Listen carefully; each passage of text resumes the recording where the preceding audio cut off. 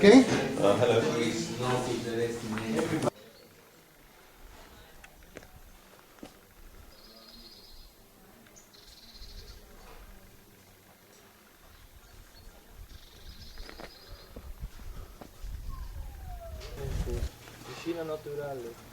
So, hello, my name is Tasos Gourgouras. I represent the settlement of Milia. Here in this location now, we are in the oldest part of the neighborhood of Milia, or the settlement of Milia. This place is working from 16th century, and it has a periodical working from March to October. People came here especially for the ingredients of this location. One ingredient, it was the water. It was plenty of it through natural sources. The other one, it was that the area, even in the summertime, has grass for the animals and etc. And the third, it was the chestnut trees that they were all in all this valley, from the upper or to the lower part of Milia. And they cultivate the chestnuts, and at that time it was a very good, let's say, financial issue. Yeah. It was after the 1700. The place was the people was totally abandoned this place because a cholera disease was on the site, and they came again after 100 years, and they continue this circle of living. The only period that they were staying permanently, it was in the Second World War. They used the place as a hideaway from the Germans, and because it gave them the possibility to have a good way of living at that time. At least they have food and water on site. So. But the Germans found them now. The Germans have not discovered this place. Actually, they have been discovered this place, but they were not pay any attention for the site. And because the people who were staying here, they were, let's say, peaceful. But only just before the end of the occupation, they were searching for a guy. He was hidden here, down in this room there. They found him, killed him, and they went away. And that was the only touch of the German here. The idea now of the renovation of the settlement came later, in the end of 1970s, and it was founded by a guy who had property here, and he is the guy who we call him a dreamer, a person who has good ideas, and he had the motivation to make them work. So his name is Jacob Chourounakis. Nowadays he's my father-in-law. I will give you the connection. His family's house is over there. That's his house. And from late 70s he started to dream about the place, not especially working in tourism, but especially working in agriculture again. Of course, between that period from the Second World War, at the time he started to think about, the place was totally abandoned, so lots of bad things were happening on the environmentally. I mean, on site, it was open to the shepherds to bring their animals inside. The shepherds produced some fires also. People came and cut wood in order to heat their houses, and many other activities which was bring the site in a very bad situation. But with the idea of Jacob, these things start to change because first of all he enclosed the area with fences and avoid the animals of other shepherds to come in, and gradually he was starting to cultivate the land again in order to renovate the environment. And in this effort he found a young guy at that time, Yorgos Makrakis, which is my partner nowadays. He's in my age, and both of them, they will start working until the 1990, where the idea of renovate the houses, it was, let's say, mature at that time. So they found some aid from European Union. It was some kind of program about ecotourism, Interreg 1, it was the program. And finally, after 3 years of paperwork, they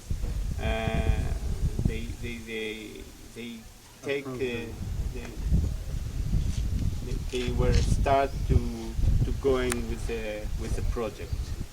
At that time, they were lucky because they found some other people from the area who they believe on the project and they work on it, especially from the authorities in Hania.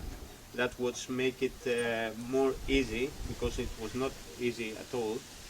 And they started working as an operation in 1993. And on the first 5 years, this place was working, especially in the winter time, as a winter resort. At that time, of course, the facilities was in a very basic level. That means that they didn't have any kind of electricity, no refrigerators.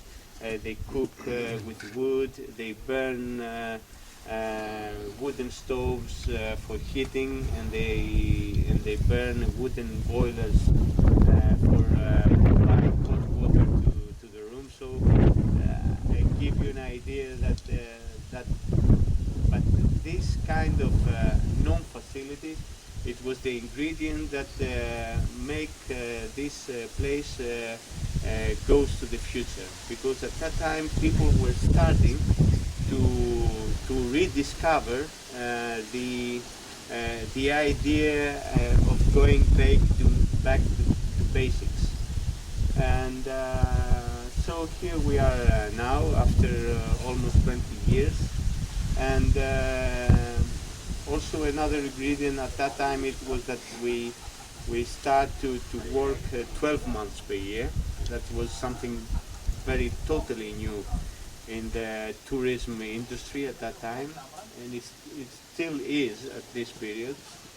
And this was a big success for the place.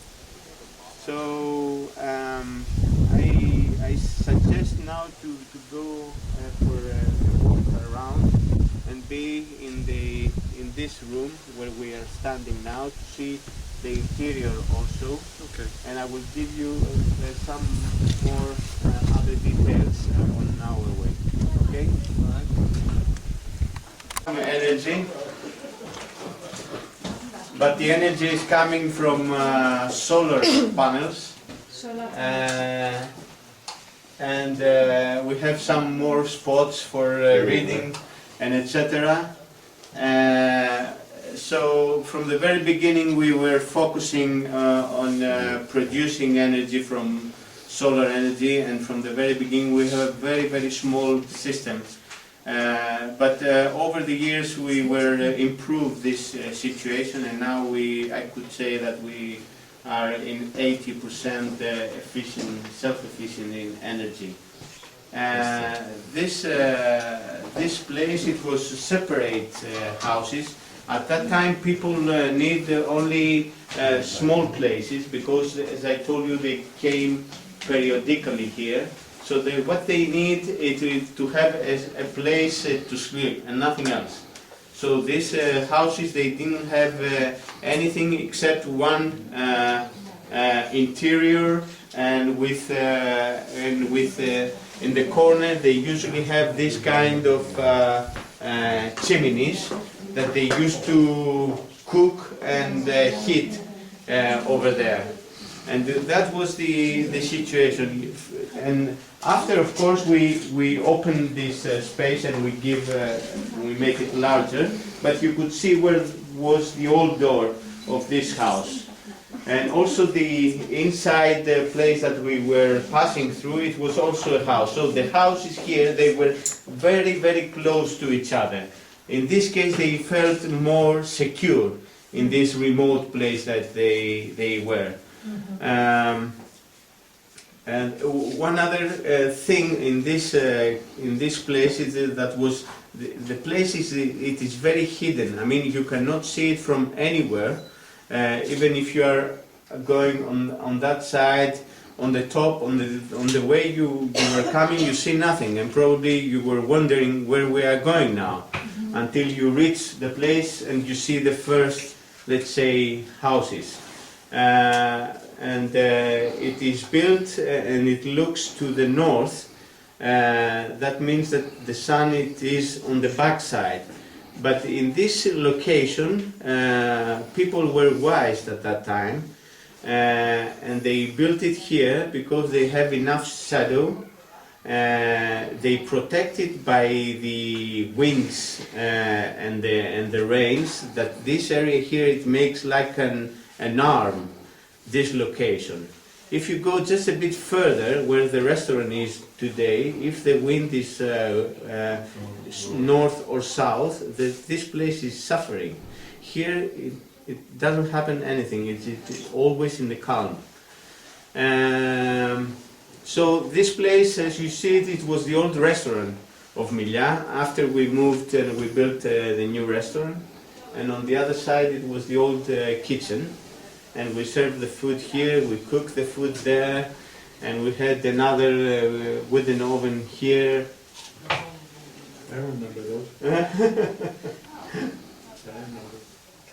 So you see some of the characteristics of the house. The stone is called iron stone. It's coming from the area. The wood here is wild chestnut wood. For the beams and etc. And in this room, because it was used from many people, we put this kind of local tiles, came from Iraklio. In the other rooms we don't have this kind of tile, we have smooth surfaces, nothing else. In the old times, of course, the terraces was made by stone and soil. But nowadays concrete take this position. But all these buildings renovate with the smallest footprint, environmental footprint. That means that we have not used big bulldozers. We base the renovation in the old ruins we found here. We didn't change anything at all. We just add, the bathrooms, and we make few changes in the windows that at that time they were very small, and we open a little bit the doors. So everything kept in the way we found them more or less. And of course, as I told you, the wood and the stone came from here with working with hands and carrying up with a small tractor we have at that time and trolleys, nothing else. The water is coming through a natural source, a natural spring, and this was a difficult part, that we have to make all these facilities working for the visitors nowadays. That means underground they are passing lots of pipes for the water system and etc. and the heating and many other things. So this was a difficult part to happen in these houses, because we have to make lots of ways and, you know, big structure. Tell me if I forgot something. Give me some, let's say, ideas to go on with that. You told me there are no cows in Crete. Yeah, in general terms. In general, there is not. No, because the environment doesn't help them. But those cows, they had names and we love them, so we don't call them cows. Yeah. So it was right. And actually we discovered that these cows are reacting like goats in the environment. Because if you have this image of the cows that they are standing on the field and sleeping and eating slowly, this is totally different. They are jumping and going further up to the mountain. Making cow pathway. Yeah, now we put them inside the stable for the last 3 weeks, because we are trying to calm them down. And my partner Yorgos, he said, why this is happening? I said, Yorgos, it's the mineral. So they have to collect through a huge variety of herbs and different kind of wild greens. So the other cows, they normally have one type or two type of grass. So the food is different. So this is the environment and the food, and the whole situation makes them reacting wild. So this is our place, more or less. Sorry? Maybe the language also. Yeah, also the language, yeah. Okay, what to be inside the idea of how people are coming nowadays here. They are coming, especially, yes. They read it in Lonely Planet. Yes, there is in Lonely Planet. How do you know the place? From in many different important guides about Crete, Milia is mentioned in a different section, and this is working very well. Of course, the internet and the technology of nowadays helped us to improve the occupancy. And of course, I believe that the biggest issue is the word by mouth. People who are coming here and they are returning to their houses, and they speak with their friends, with their families, and they, let's say, they communicate the place, but in very specific point. So I believe, for my opinion, that's the most important thing to improve the occupancy of the So place. there are no buses coming here from Tui or from No, no. No? From the very beginning, Yorgos, we were against that, to have even a small, a tiny cooperation with these big tour operators of the island, because we believe that this kind of big businesses, they are just making a circle around the world. So if in the place that they are now, they don't give them good standards, they are not going on the next year. So you are depending 100% of them, and the next year you have nothing. So you have to start from the beginning again. Even nowadays we have a very big force the last couple of months from Booking.com to put us on their webpage and etc. We said no, because at the time you click on the place Booking.com, it will be in the first line. So what they are doing nowadays is to make all these big businesses of the world make people struggle by them. You know, that's something that we don't have to leave it happen. Okay, This is a in topic, so many ways. Yeah, this is a topic that we discussed during this conference, and it's a serious subject for this ecotourism, because it is very few, very rare, the examples that they started from zero without any connection to mass tourism and survive.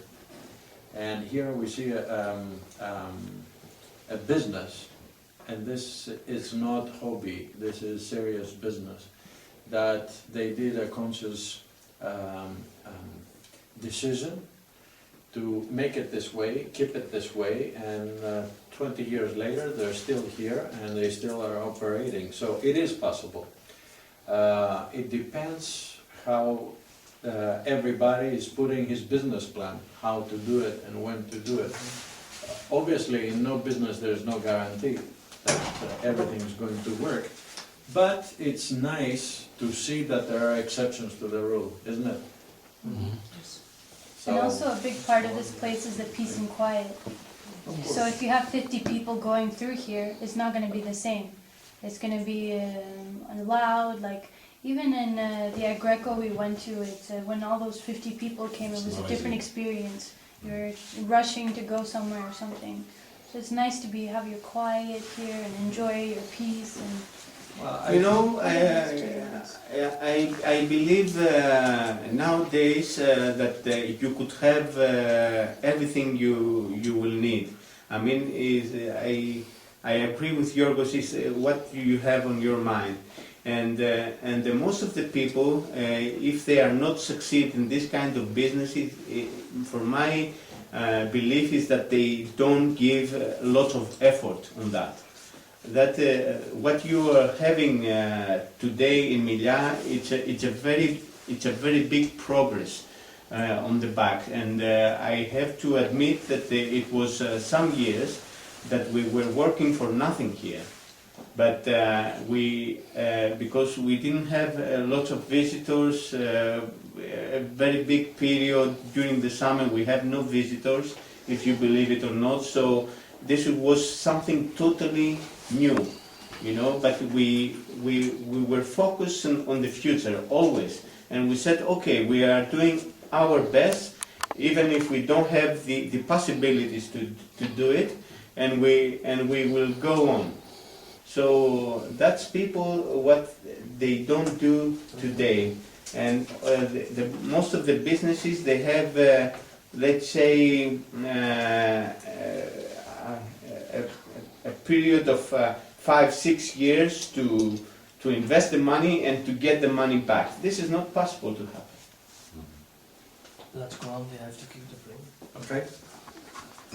We're going, Tasos? Yeah.